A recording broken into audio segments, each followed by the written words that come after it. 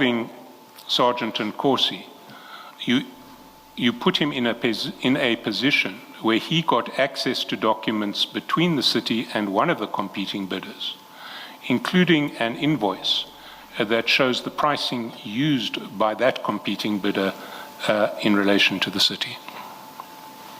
Is that a... It's not a fact. I did not give him any information, nor did I put him in a position to receive that. So you are suggesting that if you had not consented to Sergeant Nkosi intermediating your relationship with Deputy Chief Dlamini, he would still have got the invoice that Gubis issued to the city? What I'm suggesting is that I did not give him authority at any stage in time to obtain any sensitive information. I'm sure Deputy Chief Dlamini will have to answer it himself. From my perspective, this is not a fact. If you had said to Sergeant Nkosi at the outset, Sergeant Nkosi, you have no business getting involved in any TMPD matters. I will speak to General Dlamini myself. Please do not approach him. Would he have got access to that invoice which discloses Gubis's pricing to the city? Chair, I can't comment on what would have happened. The matter that you're putting towards me is that, is this a fact that I enabled him or I gave him information, sensitive information of bidders? And that's not a fact. I'm not going to speculate on what would have happened. You were aware that Sergeant Nkosi had got access to that document? Afterwards, I was aware, and there's nothing I could do to stop that. He already had that. Yes, but at the time that you sat in the committee, you knew that Sergeant Nkosi, the brother of the Ngapasheya director, had got access through the city to the pricing of a competitor in relation to the city. 9 months down the line, I was aware of that. You were aware of that, yes. Now, you disclosed none of this to any attorney who was expressing a view on the probity of the process. That's common cause.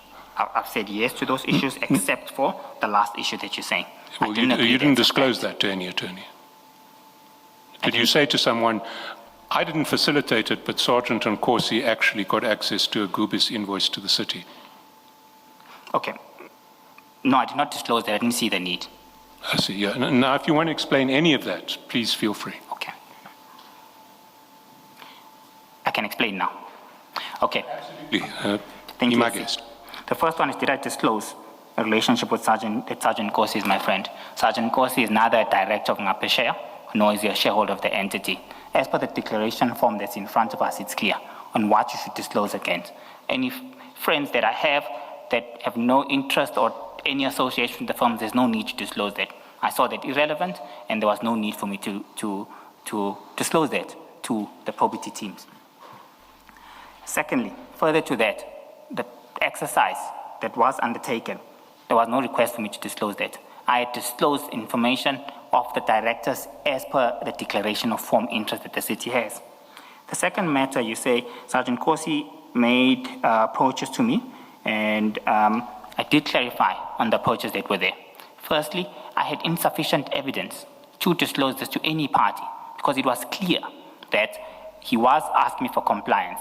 I did suspect, I can agree, that at one point, due to the persistence, it's now resulting to an individual persisting that I go further than that. I had no conclusive evidence. There was nothing for me to declare to any of the property teams. Item number 3, you raised the same issue but on 4 different occasions. Equally, I had no conclusive evidence. There was nothing for me to declare. This was an individual constantly saying, may you please assist with compliance. Hence, there was nothing for me to declare to the probity team. The fourth one is on an assistance on another bidder. I have explained this matter. Assistance that I provide was on a general perspective. Did not interact with any of the returnable documents of the company at hand. Hence, further to that, I expected no financial gain. I had no interest in that. It was just me providing guidance to a friend in general terms to a bid that was open at the time. I did not see the need to disclose that because it doesn't affect any objectivity that might be there on a bid that is currently in question. You referred to direct communications on another bid.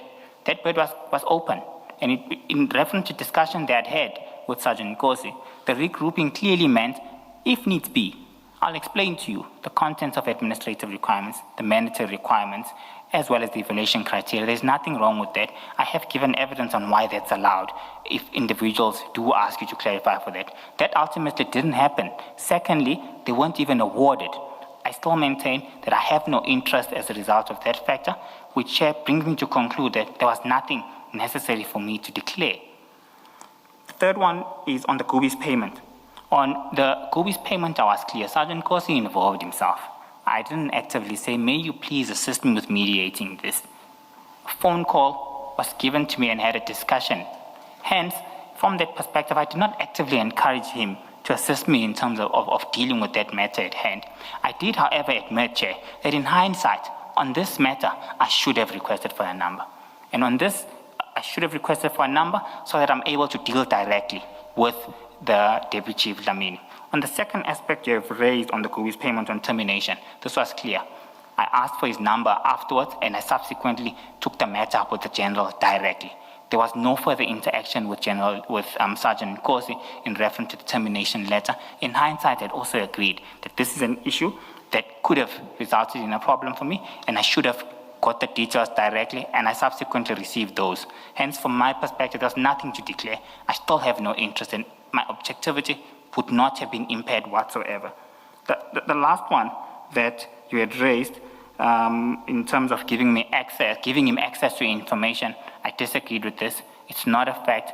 There's no single instance from my perspective where I shared any sensitive documentation with him. The termination letter, like I said, was general. We've seen that. There's nothing sensitive about that.